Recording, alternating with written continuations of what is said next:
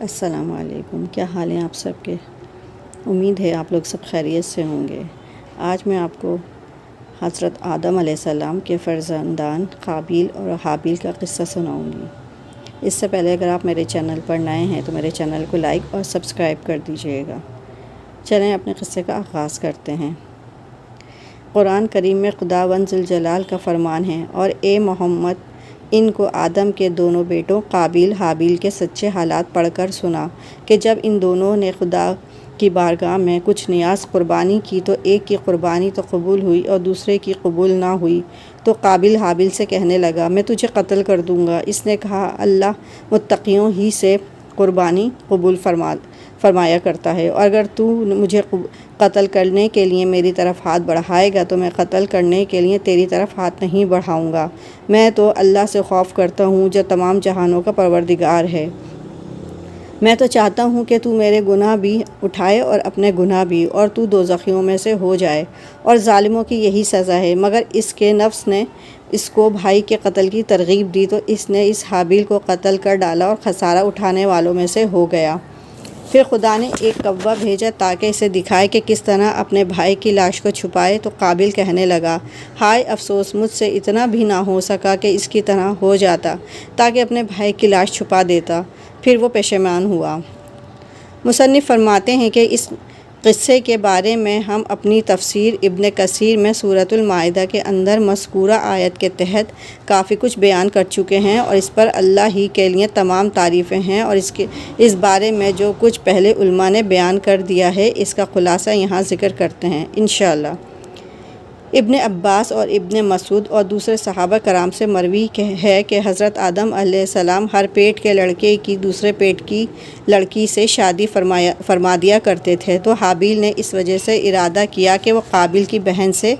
شادی کرے، لیکن قابیل حابیل سے بڑا تھا اور قابیل کی بہن بھی خوبصورت تھی، تو قابیل نے ارادہ کیا کہ اس کو ہی اپنی بہن سے شادی کرنے پر فوقیت ہے، لیکن حضرت آدم علیہ السلام نے شریعت کے موافق قابیل کو حکم دیا کہ اپنی بہن کی شادی حابیل سے ہونے دو، لیکن اس نے انکار کر دیا، تو آدم علیہ السلام نے دونوں کو حکم فرما دیا دونوں قربانی کریں۔ پھر حضرت آدم علیہ السلام خود مکہ حج کے لیے جانے لگے اور آسمان سے اپنی اولاد کی حفاظت کرنے کے لیے کہا، لیکن انہوں نے انکار کر دیا۔ پھر زمین اور پہاڑوں سے حفاظت طلب کی، لیکن انہوں نے بھی انکار کر دیا، تو بڑے بھائی قابیل نے ان کی حفاظت کا ذمہ لے لیا۔ پھر جب حضرت آدم علیہ السلام چلے گئے تو دونوں بھائیوں نے راہ خدا میں قربانی کی۔ حابیل نے تو ایک عمدہ فربہ جانور راہ خدا میں قربان کیا جو بکری تھی، کیونکہ یہ بکریوں والے تھے، اور قابیل زراعت والے تھے، لہٰذا اس نے ردی فصل کا ایک گٹھا قربانی میں دیا، تو آگ نازل ہوئی اور اس نے قابیل کی قربانی کو چھوڑ دیا، یعنی قبول نہ ہوئی، اور حابیل کی قربانی کو جلا گئی، تو قابیل غضبناک ہو گیا اور کہا میں تجھے قتل کر دوں گا مگر یہ کہ تو میری بہن سے نکاح کرنے سے باز آ جائے، تو حابیل نے کہا بے شک اللہ پرہیزگاروں سے کی قربانی ہی سے قبول فرمایا کرتے ہیں، یعنی کہ اللہ پرہیزگاروں کی قربانی قبول فرماتے ہیں۔ عبداللہ بن عمر فرماتے ہیں خدا کی قسم مقتول حابیل قابیل سے زیادہ طاقتور تھا، لیکن اس کو حیا و شرم مانا رہی کہ اپنے بھائی کی طرف قتل کے لیے ہاتھ بڑھائے۔ اور ابو جعفر ذکر فرماتے ہیں کہ حضرت آدم علیہ السلام دونوں کی قربانی کے قبول ہونے یا نہ ہونے کے بارے میں فکر مند تھے، اس وجہ سے قابیل نے حضرت آدم علیہ السلام کو کہا آپ نے حابیل کے لیے دعا کی تھی تبھی اس کی قربانی قبول ہوئی ہے، اور میرے لیے آپ نے دعا نہیں فرمائی، اور پھر قابیل نے حابیل کو دھمکی دی۔ پھر جب کسی رات حابیل کو کھیت میں دیر ہو گئی تو حضرت آدم علیہ السلام نے قابیل کو بھیجا کیوں دیر ہو گئی ہے، تو قابیل چلا گیا اور حابیل کو پا لیا، تو قابیل نے حابیل کو کہا تیری قربانی قبول ہو گئی میری کیوں نہ ہوئی، تو حابیل نے کہا اللہ عزوجل پرہیزگاروں کی قربانی قبول فرمایا کرتے ہیں، تو یہ سن کر قابیل غصے میں بھڑک اٹھا اور اس کے پاس لوہا تھا، اس سے حابیل کو مارا اور قتل کر دیا، اور ایک قول یہ بھی ہے کہ قابیل نے پتھر کی ایک چٹان حابیل کے سر پر مار کر اس کو ہلاک کیا، جبکہ حابیل سویا پڑا تھا،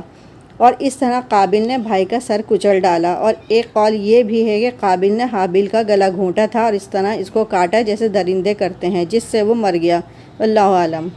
قابل نے بھائی کو دھمکی دی تو حابیل نے کہا، فرمان خداوندی ہے، اگر تو میری طرف قتل کے ارادے سے ہاتھ بڑھائے گا تو میں اپنا ہاتھ تیرے قتل کے لیے نہ بڑھاؤں گا، بے شک میں اللہ سے خوف کرتا ہوں۔ تو حابیل کا یہ قول بہت ہی حسن اخلاق، وسعت ظرفی اور خوف خداوندی پر دلالت کرتا ہے، اور اس بات پر دلالت کرتا ہے کہ اپنے بھائی سے برائی کا ارادہ نہ کرے، خواہ وہ بھائی کرے۔ اسی وجہ سے بخاری و مسلم میں حضور صلی اللہ علیہ وآلہ وسلم کا فرمان ثابت ہے، فرمایا، جب دو مسلمان اپنی تلوار سونتتے ہیں، ایک دوسرے کی طرف متوجہ ہوتے ہیں تو قاتل اور مقتول دونوں جہنم میں جاتے ہیں۔ صحابہ نے دریافت کیا، یا رسول اللہ صلی اللہ علیہ وسلم، یہ قاتل تو صحیح ہے لیکن مقتول کیوں؟ فرمایا، یہ بھی اپنے ساتھی کے قتل پر خواہشمند تھا۔ اور آگے بھی اللہ عز و جل حابیل بھائی کے قول کو ذکر کرتے ہیں، بے شک میں ارادہ کرتا ہوں کہ تو میرے اور اپنے گناہ اٹھائے اور اس طرح تو جہنمی ہو جائے، اور یہ ظالمین کا بدلہ ہے۔ یعنی مراد ہے کہ میں تجھے قتل کرنے کا خیال ترک کرتا ہوں، اگرچہ میں تجھ سے قوی اور بہادر ہوں، اس لیے کہ میں نے اس کا پختہ ارادہ کر لیا ہے، اور اس طرح تو میرا گناہ بھی اور اپنا گناہ بھی اٹھائے۔ میرا گناہ یعنی میرے قتل کا گناہ، اور تیرا گناہ یعنی وہ گناہ جو تو پہلے کر چکا ہے، سب اٹھائے۔ یہ تفسیر مجاہد، سدی، ابن جریر وغیرہ کی ہے۔ آگے اللہ کا فرمان ہے کہ پھر اللہ نے ایک کوے کو بھیجا اور وہ زمین کو کریدنے لگا تاکہ اس قابل کو دکھائے کہ کیسے وہ اپنے بھائی کی لاش کو چھپائے۔ تو قابل نے کہا، ہائے افسوس، میں تو اس کوے کی طرح ہونے سے بھی عاجز ہو گیا کہ اپنے بھائی کی لاش کو چھپا لوں۔ پھر وہ پشیمان ہوا۔ بعض مفسرین نے ذکر کیا ہے کہ جب قابل اپنے بھائی کو قتل کر چکا تو 1 سال تک پشت پر اس کو لادے پھرتا رہا، اور دوسرے بعض مفسرین کہتے ہیں کہ 100 سال تک اٹھائے پھرتا رہا اور برابر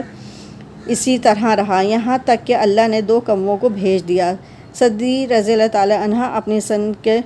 7 صحابہ سے روایت کرتے ہیں کہ وہ کوے دونوں بھائی تھے، پھر دونوں لڑنے لگے حتیٰ کہ ایک نے دوسرے کو ہلاک کر دیا۔ پھر وہ قتل کے بعد زمین کی طرف جھکا اور اس کو کھودنے لگا، پھر گڑھے میں کوے کو ڈالا اور اس کو دفن کر دیا اور چھپا دیا۔ تو جب قابیل نے یہ صورتحال دیکھی تو پکار اٹھا، ہائے افسوس کہ میں اس کوے کی طرح ہونے سے بھی عاجز ہو گیا کہ اپنے بھائی کی لاش کو چھپا لوں۔ پھر قابیل نے کوے کی پیروی کرتے ہوئے بھائی کو دفن کر کے چھپا دیا۔ اور مجاہدین فرماتے ہیں کہ قابل کو اس کے کیے کی سزا جلد ہی مل گئی تھی، اس طرح سے کہ اس کی پنڈلی اس کی ران کے ساتھ چمٹ گئی اور سورج جہاں پھرتا اس کا چہرہ بھی از خود ادھر ہی گھوم جاتا۔ یہ اپنے بھائی کے ساتھ حسد، سرکشی اور گناہ کی وجہ سے اس کو رسوائی و عذاب ملا۔ اور حدیث میں رسول اکرم صلی اللہ علیہ وآلہ وسلم کا فرمان ہے کہ کوئی گناہ ایسا نہیں ہے کہ اللہ عز و جل اس کی سزا دنیا میں جلد دے دیں اور آخرت میں بھی صاحب گناہ کے لیے عذاب کا ذخیرہ تیار کر رکھیں، مگر سرکشی اور ظلم اور قطع رحمی یعنی رشتہ داری توڑنا بھی گناہ کے زمرے میں ہی آتے ہیں۔